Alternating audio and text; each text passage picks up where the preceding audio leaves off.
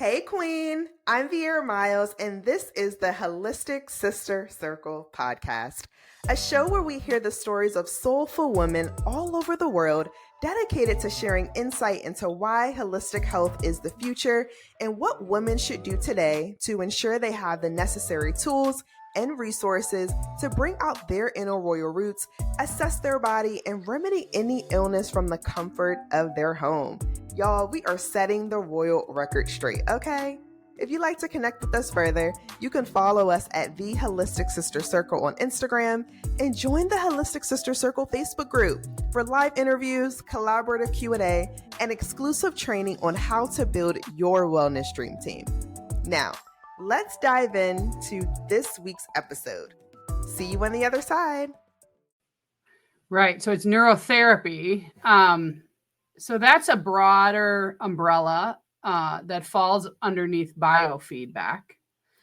And neurofeedback is part of neurotherapy. It's one modality that we use. I'm a mental health professional, so I was in the counseling field for many years and did some trainings for trauma work and some certifications, and came across this at a training in maybe 2015, 2016. And it really struck me because it's science-backed, data-based measurements. And then you marry that personal and relationship you have with your clients with it to help them. And I loved that. And I had several clients that were really struggling, and they'd tried a whole bunch of meds. They weren't working. I was probably their second, third, fourth therapist. And we just kept going over the same thing, and they were really, really stuck. And you know, when you work with people because you want to help people, and I just had this sense that there's something more that's going to help them. And so I came across it, took the deep dive right away, learning as much as I could. There's a lot of types of neurofeedback and neurotherapy. There's a lot of approaches. And so slowly kind of wound my way through different ones until I found the approach that I find the most helpful. Okay, this is really interesting. I do apologize. Neurotherapy and neurofeedback. One of the things that I was just curious about too, how would someone know if they even needed to focus on neurofeedback? What would that process like? Why would I kind of get the ones that they've tried all kinds of therapy, right? They've tried cognitive behavioral therapy. They've tried EMDR. They've tried holistic approaches with diet or supplements. They've tried, they've gone to the doctor for all these complaints like chronic pain or fatigue or brain fog, and they feel they're not being heard, or they've tried everything that the doctors have offered and they're just stuck. And so sometimes that points us in the direction that there's more going on, and a recording of your brain activity, which is your EEG, electroencephalogram. Just like your EKG is your heart rhythm, your EEG is your brain rhythms. And we can record that non-invasive. No, it's just recording with sensors on your head. And then we can look at that, and then we can find out what's going on. So there are lots of patterns that show up when certain symptoms are present for the person. There, we look at the different brain waves and where are they showing up the most? Where are they not behaving? Are they in the wrong area and dominating there? Because that will show, than a typical someone who's just real functional and healthy. And so we look at that and make what's called a brain map, and that's the report. The real word is a quantitative electroencephalogram. That's the report. Just what did we find? What could it mean for you? And what are our recommendations? Often there's a whole bunch more questions for us, like, what are you eating? And what medicines are you on? And what's your sleep like? And, it goes down this rabbit hole. But it's been really great because it gets people out of that stuck place. And it's not diagnostic specific, like a diagnosis of a mental disorder. It's about what's going on in the brain. So we're not so worried about the diagnosis.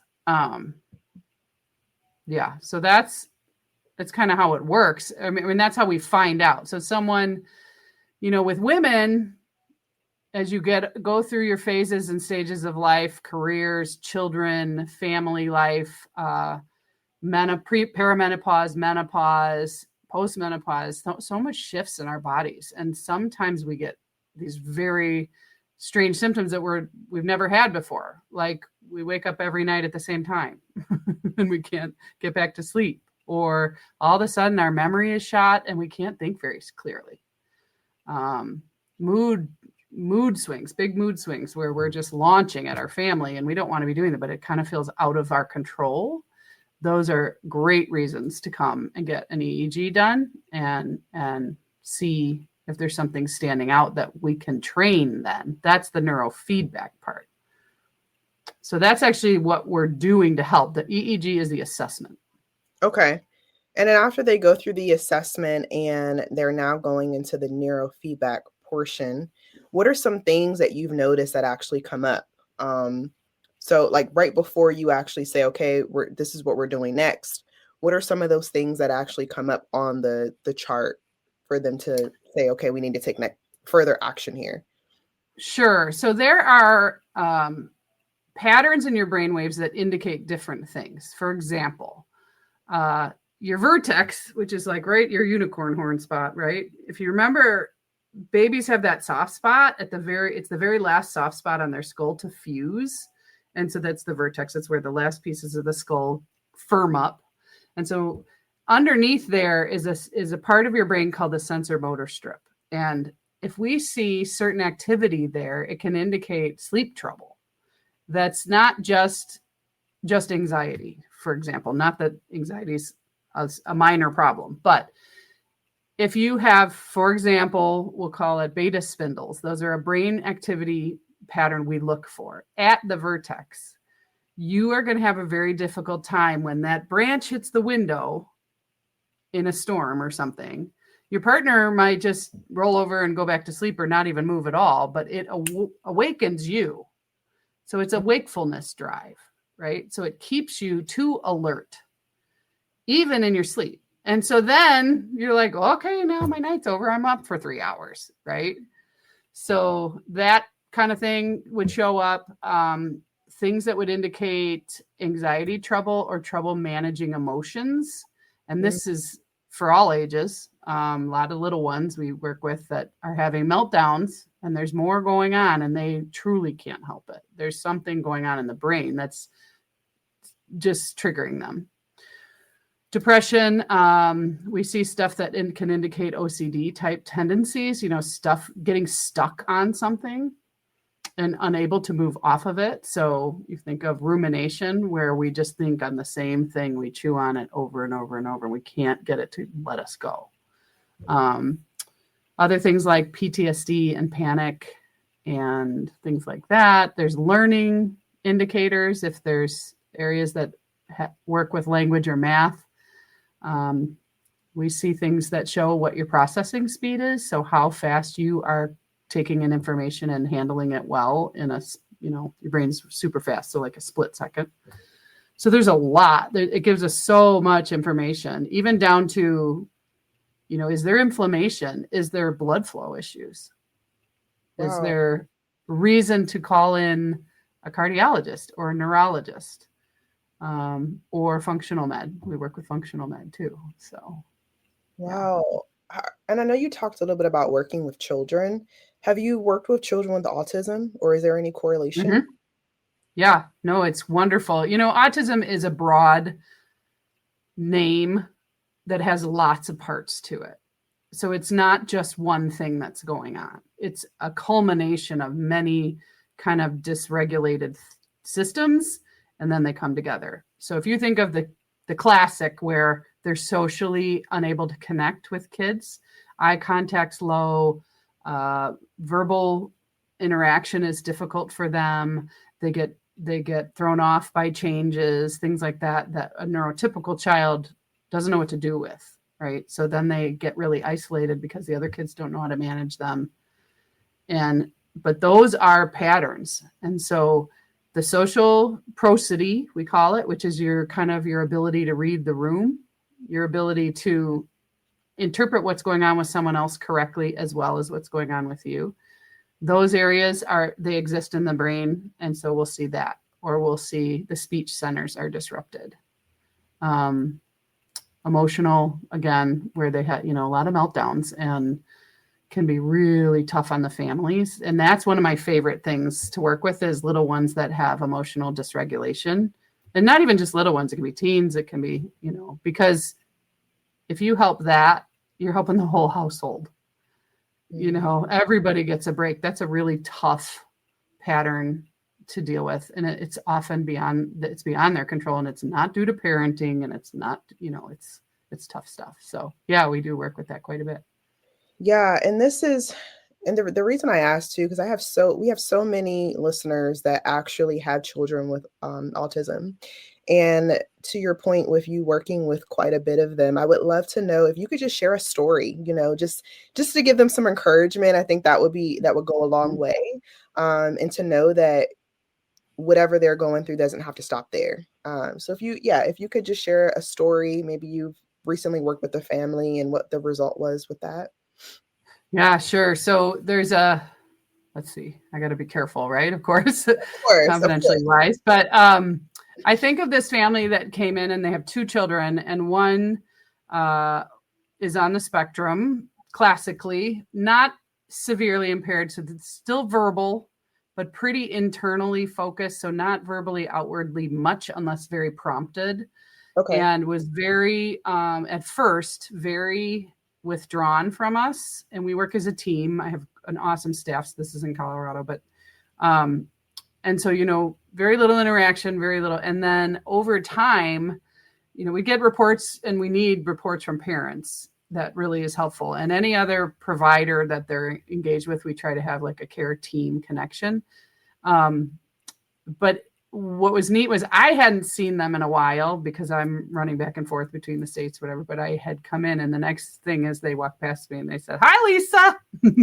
So I was like, wow, that's so different, because they hadn't seen me in, a couple weeks, and they're coming in twice a week. This one actually came in 3 times a week. So the changes and, stories like, they crawled up next to me and hugged me, and they hadn't done that, which that can be a difficult thing for the parents, that they're not getting that reciprocal connection emotionally from those children. And to have that was, just moved mountains for them. So, but usually also big improvements in school and behavior, and then learning happens better, and they make friends, things like that. It doesn't cure everything, I'll say that. But it definitely can blunt edges and help in certain areas quite a bit. I love that. And what would you say to parents who may be going through something similar, and they may be looking into mind mapping? I would say definitely do it, right? Because sometimes, and we had this wonderful intern that was her second career. And so she had been a nurse. Shout out to Andrea. We miss her. But, she educated me quite a bit after, her experience with autism, of the physical, how do I say this? I'm not a functional med doctor, but we work with one. But the changes that happened with their child with good intervention on that front, and the EEG helps, the brain maps help guide that, because they can identify sometimes that there's a toxin, in their system, or a food allergy like celiac or something. And why would you even think they're connected? So those pieces, the brain map is wonderful to have because it's a baseline. And as they grow, if anything happens, if they regress, if they have a head injury, if they get a super high fever, sometimes those things can set systems awry. And so then you have a baseline. So yeah, and it's non-invasive. It's never, it's not going to do anything to them. It can be tough sensory wise for some autistic kids to do the recording, but most of the time, we have tricks to keep them in the chair. So yeah. Awesome. No, this is really exciting. And I know, like I said, our families that are listening who have children who do have autism, I think this is a great solution. Just a compliment, right? It's a complementary aspect for them to help with what they have going on as well. When it comes to just your day to day, I would love to switch gears for a second and talk a little bit more about you. Can you tell us a little bit more about, I know you talked a little bit about how you got started into the work, but what was your childhood like? What did that process look like as from a child and then now coming into, oh, I want to learn more about mind mapping and actually focus on the brain? Mm-hmm. I would love to hear the connection and correlation. Yeah. Well, first, I'm fourth of five, right? So I have three older brothers and myself, and then a younger sister. And I think of my mom, she was a saint. I think it was like wild Indians, right? So, and we grew up in a time where it was like, go outside, go out and play. And there were no cell phones. They didn't know where we were. We were running around making our way, and very social. My family and where we grew up, lots of kids. And so I think some of that is I'd like to be around people. Somewhere along the line, I just really realized I love to hear people's stories and see what's going on with them. And when I hit high school, I had a friend who went, and I knew what was going on, but she went to our school counselor and for help with what was going on at home. And the counselor told the parent, and it actually, I say retribution, but she paid the price, my friend, for that. And it wasn't something that should have been, confidentiality should have been broken. And we knew the rules. We knew enough of that. She should have been safe to talk to this person. And I think that's where I was like, this is the most important position in the high school.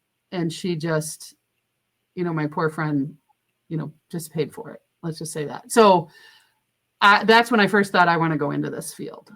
And so I think we were like maybe sophomores or something like that in high school. And so I went to undergrad for psychology. I wiggled around a little with different majors, but then I ended up back there, finished in psychology, and knew I wanted to go on. So did my master's in clinical psychology pretty quickly, like 20, I think I finished 24, somewhere in there. I'm dating myself, and went into the field, but I also taught with undergrad and stuff. And it's never boring to me. There's so many directions that it's like, I always talk to young people if they want to study psychology. I think it's the best because you can go a million directions. There's so much to learn and there's so many cool things you can be involved in with it. But I'm also a science mind. I like data. And so that's, I think, why the neurofeedback piece clicked so much for me. And that's we'll never stop learning field, right? There's tons of research going on. There's a lot of neuroscience, as you, I'm sure, come across too.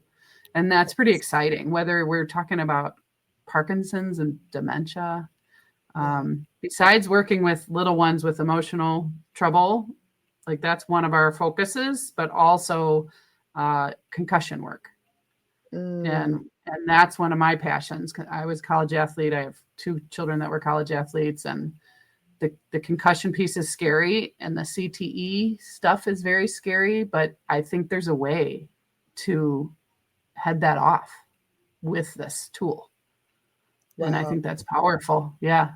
That's incredible. What are some other, and just to actually piggyback off of that, what are some just anything like recent news that's currently in the works right now that you can, if you are open to sharing, that can really connect the dots with athletes and concussions, or anything that you've learned just kind of in the last few years? Yeah. I mean, my biggest point with that, I don't know about in the news, but it is growing. The awareness is growing, is that concussion impacts all of your systems. So most people worry about headache and getting back to the sport, right? They want to get back, return to play, that kind of stuff. But the biggest thing is, for me, you can have a concussion and even years later still be having impacts that you haven't connected to that injury. So mood changes, anxiety, that comes on, and it's not born of anything. Sometimes you've had it earlier in life and that brings it back up. But I've almost, I need to do stats on this, but I've almost never worked with someone with concussion that doesn't have a sleep issue. It really screws up their sleep. So I work with, I talk with and work with a lot of concussion, like physical therapists and occupational therapists, and they do the vestibular therapy and they do all the physical stuff. That's not my wheelhouse, right? But we talk about if they're not showing up to sessions, if they're, you notice depression signs, and often I'll give them a checklist and be like, they need to assess the mental health piece. If they have a suspicion the mental health is impacted by this, then they send them to me. So that's a big deal. And the more concussions you have, the dementia risk goes way, way up. And that's, dementia is in the news all over the place, and it's in tons of research. They're trying their darndest, right? And there are breakthroughs. They're trying to figure out what causes it. There's different types, Alzheimer's, Lewy body, there's all kinds of types. But the CTE, the chronic traumatic encephalopathy, that comes up with the big, we hear about it with professional athletes, but it's present in non-professional people too. It's from repeated concussive incidences, maybe not concussion, right? So I think of a professional soccer player that heads the ball over and over and over, or a wrestler that gets thrown down over and over and over. Mm-hmm. So there are some fantastic concussion foundations. Christopher Nowinski was a professional wrestler, and he's heading one of them that I follow, and I would love to connect with them. But so to know that this might be something to head that off, we hear from the families that are dealing with that, and it's hard, so hard. Yeah. So, oh gosh, what do you tell? Like, get a brain map. That's what you tell. Take a look and find out. There are guys that don't want to, right? Or they're like, I don't want to know. But if you know, you can do something. Exactly. And then I know we didn't touch on a lot about the biofeedback after the mind mapping, but can you talk a little bit more about what that process looks like and why you decided to go that route? I know there's so many other things that you could potentially do right after doing the mind map, but why biofeedback? Well, so because so let me explain what it is first, and I'll tell you why. So biofeedback is the bigger umbrella, and that means anything where you learn to train an internal state that is usually considered automatic, right? Mm-hmm. So biofeedback, you can learn how to change your heart rate, how to change your body temperature, how to change your gut trouble, all these kinds of things through what? Through it works with operant conditioning. So reinforcing behavior we want is operant conditioning, right? It's a learning paradigm. Neurofeedback falls beneath the umbrella of biofeedback. It's also called EEG biofeedback. But neurofeedback works with sensors on the head. So we're watching brain waves in real time. So a client comes in, they have 2 to 5 maybe sensors put on their head in an area we're trying to train. So going back to my example about sleep trouble, maybe we have one right up here and one on the back right. And they're watching a screen or listening to something or both. And if their brain is going in the direction we want, the screen stays bright and their video goes smoothly and the sound is crisp and clear, right? If the brain goes to the pattern that's causing the symptoms, the trouble, it looks like a shadow comes over the screen or the video stutters, like, when you're buffering and you're like, wow, or the sound gets quiet. There's different settings we can choose from. And without really having to try, the client's brain, not their mind where they have to try, but their brain will want to get back to that bright screen, that clear sound, so they can engage with what it was doing, watching a show, playing a game, listening to an audiobook, whatever we're up to.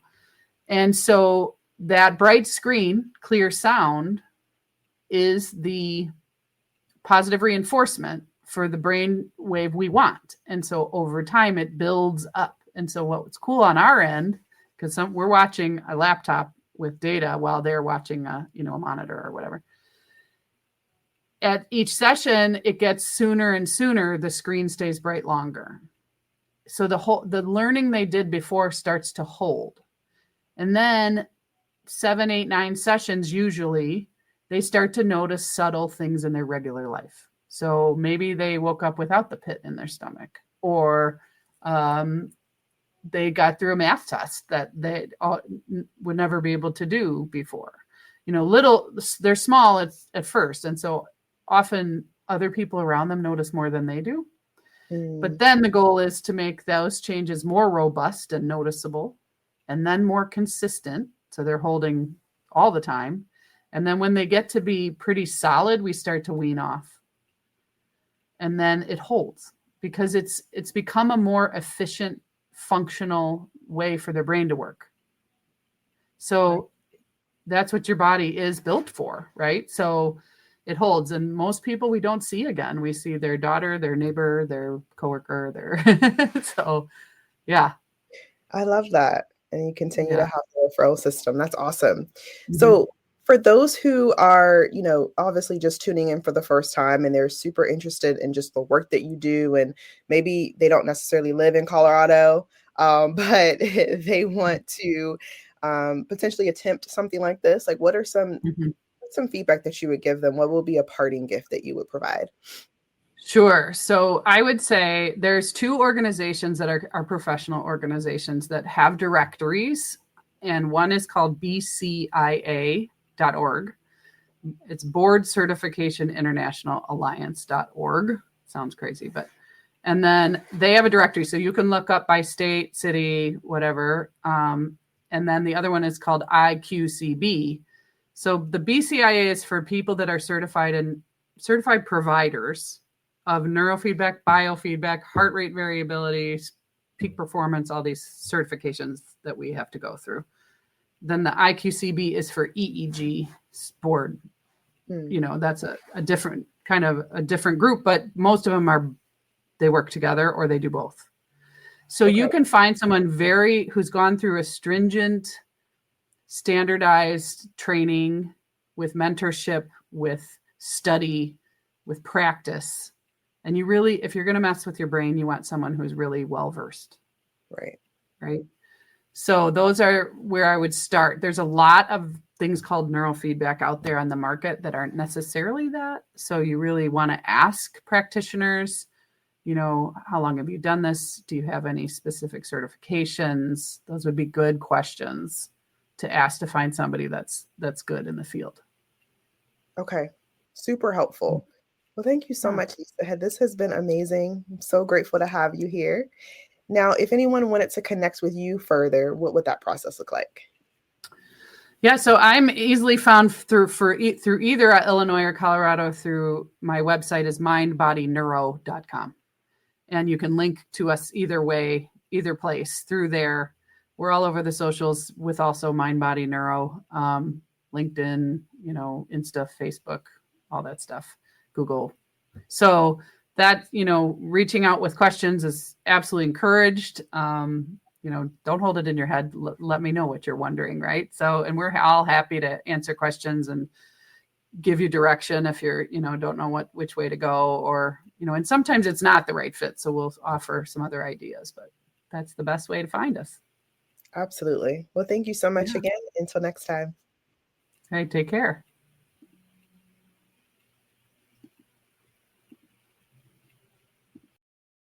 Queen, thank you so much for tuning in. It truly warms our heart that you're taking the time out of your day to connect with us. If you'd like to connect with our guests further, you can find their information located in the description section of this episode. And if you found this episode helpful, share with another queen. And don't forget to connect with the Holistic Sister Circle on Instagram and Facebook. And until next week, stay blessed. Mwah.